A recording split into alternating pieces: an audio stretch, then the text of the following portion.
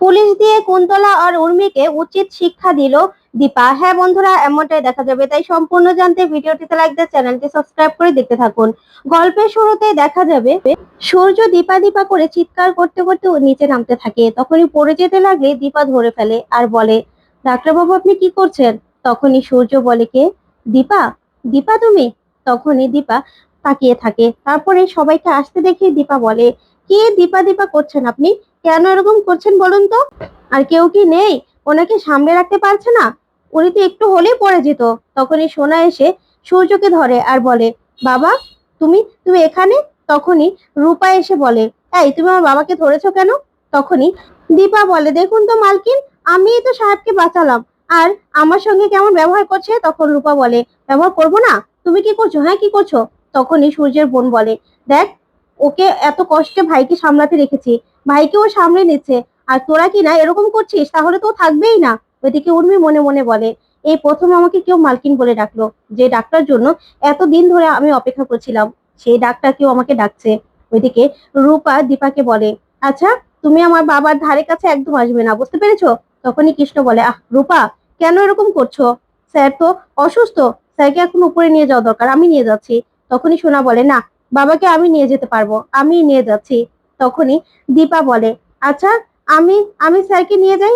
ওইদিকে দেখা যাবে সূর্যকে উর্মি জল নিয়ে খাওয়ায়। তখনই সূর্য জলটা খাওয়া মাত্রই কেমন যেন অসুস্থ হয়ে যেতে লাগে আর কাউকে চিনতে পারছে না। তখন দীপা মনে মনে বলে, কি ব্যাপার, তাহলে কি উর্মি এই জলের সঙ্গে মিশিয়ে এই ডাক্তারবাবুকে ওষুধটা খাওয়াচ্ছে? না না, আমাকে জানতেই হবে, জানতেই হবে আমাকে।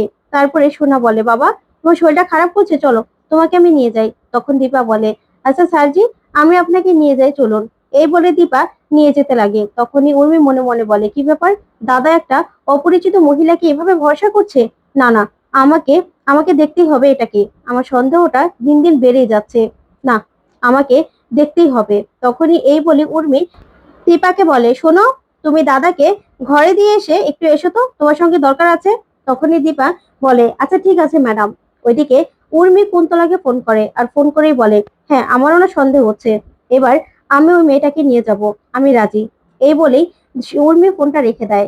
তারপরে দেখা যাবে উর্মি মনে মনে বলে, আজকেই সবটাই ক্লিয়ার হয়ে যাবে।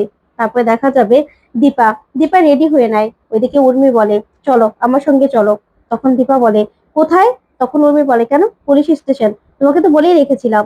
তখনই দীপা বলে, না না না, আমি পুলিশ স্টেশন যাব না, এসব ঝামেলা আমি একদম সহ্য করতে পারবো না, ঝামেলা পছন্দ করি না, পুলিশ দেখলে খুব ভয় করে। তখনই কুন্তলা বলে, এই এত নাটক করছো কেন, তোমাকে বলে রেখেছিলাম না, চলো। তখনই দীপা বলে, এই তুই কে? হ্যাঁ তুই কে? মালকিন তো উনি, তুই কোনো কথা বলছিস? তখন কুন্তলা বলে, একদম কথা বলবে না। তখনই রূপা বলে, আমিও জানতে চাই ওর পরিচয় কি, ও আসলে কে, কি উদ্দেশ্য নিয়ে বাড়িতে ঢুকেছে, আমার বাবাকে বশ করলোই বা কি করে, আমি জানতে চাই। এই চলো, তোমাকে পুলিশ স্টেশন যেতেই হবে। তখনই দীপা পালিয়ে যেতে লাগলে রূপা ধরে ফেলে আর বলে, কোথায় পালাচ্ছ? হ্যাঁ, আমাদের সঙ্গে পুলিশ স্টেশন যেতেই হবে। তখনই সূর্যের বোন বলে, কি শুরু করেছো তোমরা, মেয়েটার সঙ্গে এরকম করলে? মেয়েটা কি থাকবে এই বাড়িতে? থাকবে না তো, তারপরে চলে গেলে তারপরে ভাইকে কে সামলাবে? তখনই রূপা বলে, না পিসিমণি, আমরা জানতে চাই যে এই মহিলাকে, যার তার হাতে তো আর আমার বাবাকে আমরা ছেড়ে দিতে পারি না, তাই না? তখন সোনা বলে, আমি কোথাও যাচ্ছি না, আমি বাড়িতে থাকছি বাবার কাছে, বাবার কাছেও তো একজন থাকা দরকার, তোমরা যাও। তখন এই বলেই রূপা দীপাকে নিয়ে সেখান থেকে বেরিয়ে পড়ে। ওইদিকে দেখা যাবে সূর্য দীপা দীপা করতে করতে ঘুম ভেঙে যায়। তখন সোনা বলে, বাবা তুমি কেন ওই মহিলার নাম নাও বলো তো, ওই মহিলার কাছ থেকে তোমাকে বাঁচানোর জন্য আমি কত চেষ্টা করছি, আর তুমি সমানে ওই মহিলার নাম নিয়ে যাচ্ছ কেন? কেন বাবা তুমি এরকম করছো বলো তো? তুমি কি আমার কষ্টটা বুঝতে পারো না, এতে আমার কতটা কষ্ট হয়, তুমি বুঝতে পারো না? তখনই সূর্য বারবার করে দীপার নাম নিতে থাকে। তখনই দেখা যাবে ছোট লাবণ্য বলে, আসলে ভালো ছেলে তো ভালো মাকে ভালোবাসে, সেই জন্য বারবার করে ভালো মায়ের কথা বলছে। তখনই সূর্য বলে, হ্যাঁ ভালোবাসা, ভালোবাসা, হ্যাঁ দীপার কাছে যাব, আমি দীপার কাছে যাব। তখনই সোনা এই কথা শুনে বলে, সবার জীবনে ভালোবাসা আছে, শুধুমাত্র আমার জীবনে কোনো ভালোবাসা নেই, আমার ভালোবাসা হারিয়ে গেছে, হারিয়ে গেছে আমার ভালোবাসা। তখনই সূর্য আবারও পাগলামি শুরু করে দীপার কথা মনে করে আর বলে, না, আমি এখনই আমি এখনই দীপার কাছে যাব। এই বলে সূর্য ঘর থেকে বেরিয়ে যায়। তখন সোনাও পিছন পিছন বেরিয়ে যায়। ওইদিকে দেখা যাবে রূপা আর দীপা দেখে অন্য একটা পুলিশ স্টেশনে উর্মি আর কুন্তলা দীপাকে নিয়ে এসেছে। তখন দীপা বলে, এটা তো অন্য পুলিশ স্টেশন, কি করব আমি, ওরা কি আমার কোনো কিছু সন্দেহ করলো? তখনই উর্মি বলে কি চলো। তখনই দীপা বলে না না আমার ভয় করছে, ভয় করছে আমার। তখন কুন্তলা উর্মিকে বলে বলেছিলাম না এই সন্দেহজনক, কিছু একটা তো আছে, না হলে যেতে চাচ্ছে না কেন? পুলিশ স্টেশনে এসে এখন যেতে চাইছে না, এই নাটক করে লাভ নেই, চলো ভিতরে চলো। এই বলে দীপাকে নিয়ে ভিতরে চলে যায়। ওইদিকে রূপা বলে কি ব্যাপার, মাকে কি ওরা সন্দেহ করলো? এই বলে অবিনাশকে ফোন করে রূপা আর বলে অবিনাশ আঙ্কেল, আমি জানি এই সময় ফোন করাটা উচিত হয়নি। তখন অবিনাশ বলে দেখো রূপা, এমন করে ফোন করা যায় না, আমি তো লুকিয়ে আছি, তোমাকে তো বুঝতে হবে পরিস্থিতিটা। তখন রূপা বলে আসলে অবিনাশ আঙ্কেল, ওরা না অন্য একটা পুলিশ স্টেশনে মাকে নিয়ে এসেছে, ওরা মনে হয় কিছু একটা সন্দেহ করছে। এখানে তো আপনার বলাও নেই, আগের পুলিশ স্টেশনে তো বলা ছিল। তখন অবিনাশ বলে কি বলছো তুমি, অন্য পুলিশ স্টেশনে? তাহলে তো মনে হচ্ছে ওরা কিছু একটা সন্দেহ করেছে, এবার কি করবে? তখন রূপা বলে আমি আপনাকে জানিয়ে রাখলাম আমাদের হাতে এখন আর কিচ্ছু নেই, সবকিছু ভগবানের উপরে আছে, এবার ভগবানই মাকে বাঁচাবে, আমাদের হাতে কিছু নেই। এই বলে ফোনটা রেখে দেয় রূপা। ওইদিকে দেখা যাবে দীপাকে ভিতরে নিয়ে যায় কুন্তলা আর উর্মি। তখনই কুন্তলা মহিলা পুলিশকে বলে ম্যাডাম, ওনাকে আমরা বাড়ির মেড হিসেবে রেখেছি, কিন্তু ওনার কোনো পরিচয় তো জানি না, তার জন্য এখানে নিয়ে এসেছি। তখনই পুলিশ ম্যাডাম বলে কেন, শুধুমাত্র একটা অ্যাফায়ার করলে তো হয়ে যায়, ওনাকে নিয়ে আসা কি ছিল? তখন কুন্তলা বলে নিয়ে আসা অনেক কিছু ছিল ম্যাডাম, আসলে ওর একটা গালে পোড়া দাগও রয়েছে, কিভাবে পড়লো সে সবকিছু আমরা জানি না, তাই না, তার জন্য এখানে নিয়ে এসেছি। তখনই একটা মহিলা পুলিশ দীপাকে এসে বলে চলো। তখন দীপা বলে নেই নেই, আমি যাব না, আমি যাব না, ভিতরে যাব না। তখন উর্মি বলে যাও, ওনারা যখন বলছে। তখনই বড় অফিসার বলে চলো আমি নিয়ে যাচ্ছি। ওইদিকে কুন্তলা মনে মনে বলে এবার সবটা বেরিয়ে আসবে, এ হয় দীপা না হলে দীপার লোক।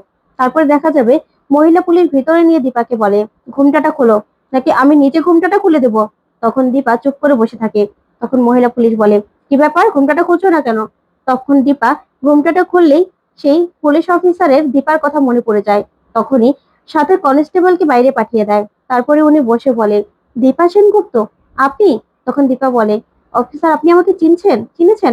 তখনই অফিসার বলে হ্যাঁ হ্যাঁ, আপনার সঙ্গে একবার আমার পরিচয় হয়েছিল, আপনাদের সেনগুপ্ত বাড়িতে আমি গিয়েছিলাম, কিন্তু আপনি এরকম ভাবে ছদ্মবেশ কেন নিয়েছেন, আপনি নিজের বাড়িতে ছদ্মবেশ নিয়ে কেন আছেন? তখন দীপা বলে অফিসার আমি খুব বিপদে পড়েছি, আমি আপনাকে সবটা বলছি, তারপরে আপনি ভেবে দেখুন আপনি কি করবেন। তখনই দীপা অফিসারকে সবটা খুলে বলে। তখন তো অফিসার সব কথা শুনে পুরো অবাক হয়ে যায় দীপার কাছে আর বলে কি বলছেন আপনি, এত কিছু ঘটে গেছে? তখন দীপা বলে হ্যাঁ অফিসার, এবার আপনার উপরে সবকিছু। তখন তারপরে দেখা যাবে অফিসার দীপাকে নিয়ে বাইরে আসে। তখন কুন্তলা বলে সবকিছু বেরিয়ে গেছে নিশ্চয়ই অফিসার, সব ঠিক আছে তো? তখন অফিসার বলে হ্যাঁ, ওর নাম দীপালি। তখনই দীপার কথা মতো সব কথাগুলো কুন্তলা আর উর্মিকে বলে অফিসার। তখন কুন্তলা বলে আর ওর মুখে দাগটা? তখন অফিসার বলে সব কথা কি আমি শেষ করেছি?